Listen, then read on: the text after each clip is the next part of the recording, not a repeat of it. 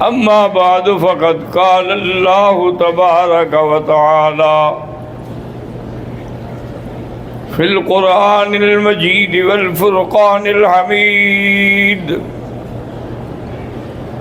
أعوذ بالله من الشيطان الرجيم، بسم الله الرحمن الرحيم.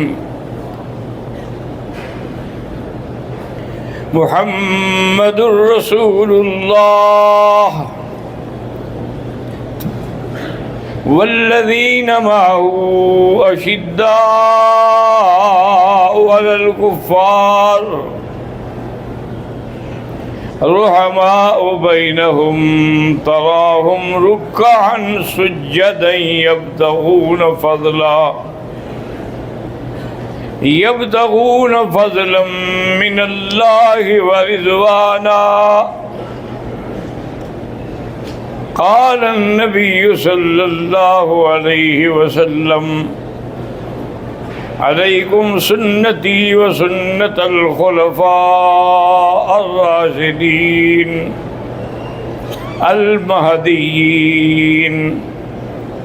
تمسكوا بها وعضوا عليها بالنواجذ. إياكم ومحدثات الأمور، كل محدثة بدعة وكل بدعة ضلالة، وفي رواية كل ضلالة في النار. صدق الله العلي العظيم وصدق رسوله النبي الكريم، ونحن على ذلك لمن الشاهدين ومن الشاكرين، والحمد لله رب العالمین۔ برادران اسلام، سابقہ دروس میں سیدنا ابو بکر صدیق رضی اللہ تعالی عنہ کی شان اور عظمت اور فضائل اور قربانیوں کا ذکر تھا۔ آج کے درس میں سیدنا عمر رضی اللہ تعالی عنہ کے بارے میں عرض کروں گا۔ سیدنا عمر رضی اللہ تعالی عنہ کے بارے میں حضور صلی اللہ علیہ وسلم اللہ سے دعا مانگ رہے تھے کہ اللہم اعز الاسلام بعمرین، بعمر بن ہشام او بعمر بن الخطاب۔ یا اللہ اسلام کو عزت دے، طاقت دے کہ ان دو آدمیوں سے کسی ایک کو مسلمان فرما دے۔ عمر بن ہشام سے مراد ابو جہل ہے، اور حضرت عمر بن الخطاب۔ حضور یہ دعائیں فرما رہے ہیں، اور ابو جہل مطاف میں کھڑے ہو کر بڑے جوش سے پرجوش ہو کے تقریریں کر رہا ہے کہ حضور صلی اللہ علیہ وسلم نے ہمیں تنگ کر دیا ہے، اب ہم ان کا مقابلہ کریں گے، اور مقابلہ یہ ہوگا کہ حضور کا نام ہی ختم ہو جائے۔ عمر بن الخطاب کو جوش آیا اور کھڑے ہوئے، کہنے لگے کہ میں ہی یہ مقابلہ کروں گا۔ میں قسم اٹھاتا ہوں کہ آج کے بعد یا مکے میں میں ہوں گا یا محمد مصطفیٰ ہوں گے۔ تلوار لے کے نکل پڑا ڈھونڈنے کے لیے۔ راستے میں ایک آدمی ملا، اس نے پوچھا کہ کیا وجہ ہے اتنے بڑے غضبناک ہو کے جا رہے ہو؟ اس نے کہا بھائی بس میں نے فیصلہ کر لیا ہے کہ میں نے آج اللہ کے نبی پہ حملہ کرنا ہے۔ اس نے کہا اللہ کے نبی پہ حملہ بعد میں کرنا، پہلے اپنے گھر میں جا کر اپنے بہن اور بہنوئی کا پتہ تو کرو، تمہارا تو گھرانہ مسلمان ہو چکا ہے اور تم باہر لڑ رہے ہو۔ حضرت عمر اور غصے میں آ گئے اور جناب سیدھی آئے اپنی بہن کے دروازے پر۔ آواز آ رہی تھی سمجھ نہیں آ رہا تھا کہ کیا آواز ہے. دروازہ کھٹکھٹایا اور زور سے دروازہ کھولا تو بی بی فاطمہ یہ حضرت عمر کی بہن ہیں، اور آپ کے بہنوئی جو ہیں وہ حضرت سعید ہیں. وہ دونوں قرآن پڑھ رہے تھے. تو حضرت عمر کو اتنا غصہ آیا کہ بہن کو بھی اور بہنوئی کو بھی اتنا مارا کہ خون و خون کر دیا. لیکن اس کی بہن نے کہا کہ عمر، جس خطاب کے تم بیٹے ہو نا، اسی خطاب کی میں بیٹی ہوں، اور اسی خطاب کا خون میرے اندر بھی ہے. ستمگر آؤ ہنر آزمائیں، ادھر آؤ ستمگر ہنر آزمائیں. تو تیر آزما، ہم جگر آزمائیں. مارو جتنا مار سکتے ہو، میرے وجود کے ٹکڑے ٹکڑے کر دو گے، لیکن اللہ کی توحید کا کلمہ اب میں نہیں چھوڑ سکتی. حیران ہو گئے حضرت عمر کہ ایک کمزور عورت ہو کر اتنی مار کھانے کے بعد اتنی جرأت سے کہہ رہی ہے، تو یہ وجہ کیا ہے؟ اس نے کہا اچھا ایسا کرو کہ تم جو کچھ پڑھ رہے تھے نا وہ مجھے بھی تو دکھاؤ اوراق. تو بہن نے کہا حضرت عمر وہ اوراق اللہ کے قرآن کے اوراق ہیں اور پاک اوراق ہیں، ان کو پاک آدمی کے بغیر کوئی ہاتھ نہیں لگا سکتا. لا یمسہ الا المطہرون. تم غسل کرو، غسل کر دو، پھر میں تمہیں وہ کاغذات دیتی ہوں.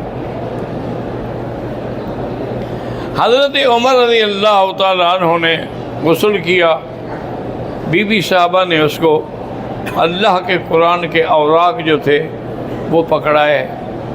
حضرت عمر نے جب غور کیا اور پڑھا کہ طٰہٰ مَا أَنزَلْنَا عَلَيْكَ الْقُرْآنَ لِتَشْقَىٰ إِلَّا تَذْكِرَةً لِمَن يَخْشَىٰ تنزیلا ممن خلق الارض والسماوات العلا الرحمن علی العرش استوى. عمر رونے لگ گئے، کہنے لگے ما احسن الکلام، کہ ایسا کلام میں نے تو آج تک دیکھا ہی نہیں، سنا ہی نہیں. انہوں نے کہا یہی تو قرآن ہے جو محمد مصطفیٰ سناتے ہیں. تو اس نے کہا پھر گواہ ہو جاؤ میں مسلمان ہو گیا ہوں، میرا اس قرآن پہ ایمان ہے. مجھے جلدی کرو کہ لے جاؤ کہ حضور ہوں گے کہاں. انہوں نے کہا ہمیں جو امید ہے وہ یہی ہے کہ دار ارقم میں ہوں گے.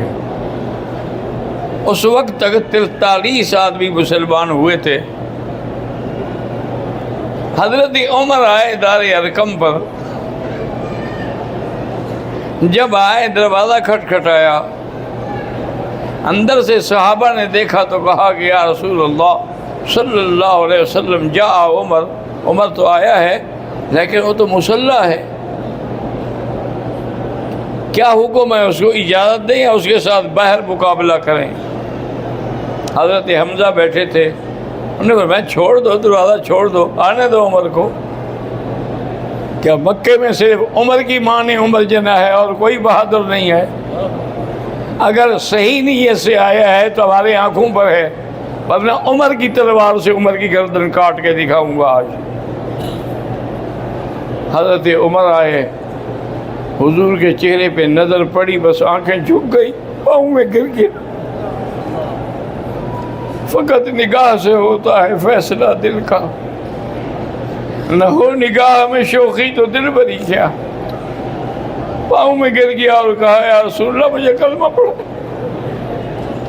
حضور صلی اللہ علیہ وسلم نے کلمہ پڑھایا.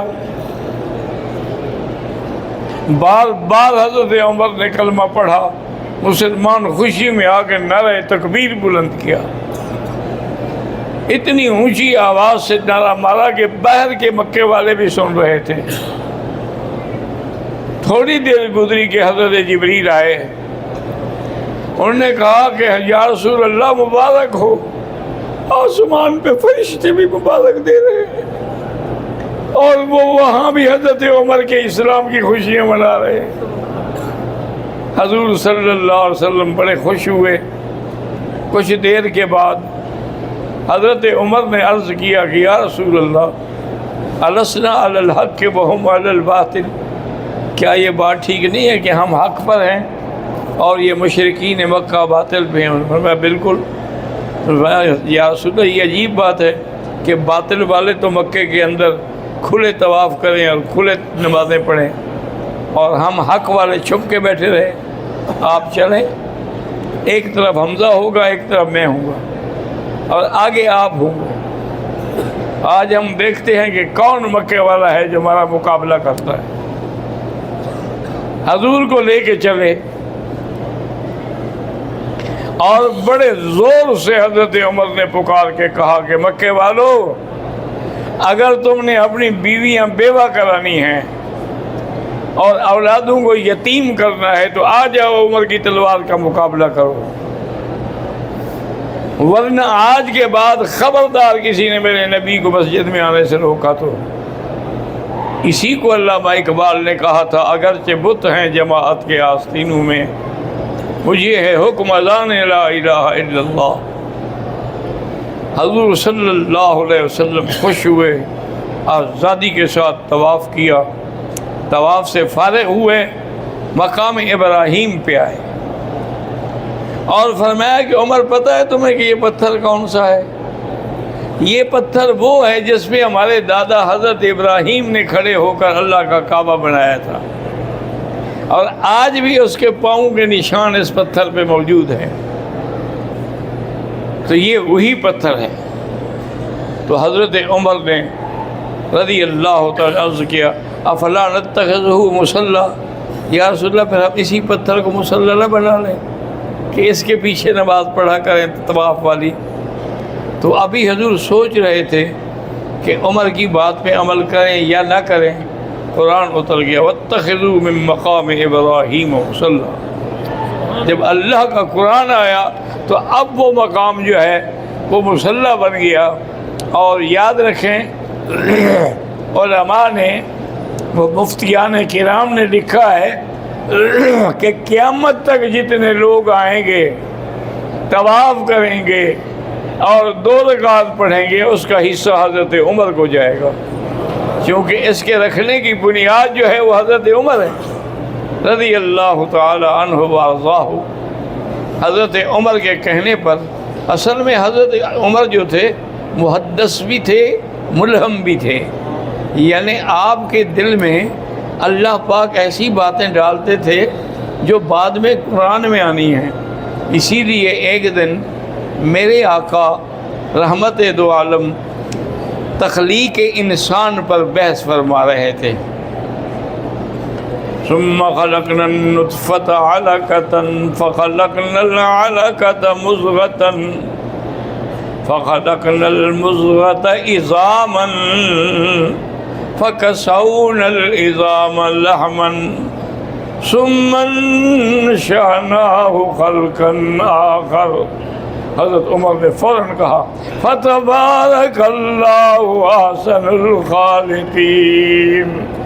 اللہ نے فرمایا میرے نبی، عمر کے منہ سے جو لفظ نکلے ہیں ان کو میں نے قرآن کا حصہ بنا دیا ہے، یہ قیامت تک پڑھا جائے گا جو حضرت عمر نے کہا ہے فتبارک اللہ احسن الخالقین۔ تو حضرت عمر رضی اللہ تعالیٰ عنہ کو اللہ نے یہ مقام دیا تھا، اسی لیے حضور پاک فرماتے تھے لو کان بعدی نبی لکان عمر، اگر میرے بعد نبوت کا دروازہ کھلا ہوتا اور کوئی نبی بنتا تو عمر بھی نبی بنتا۔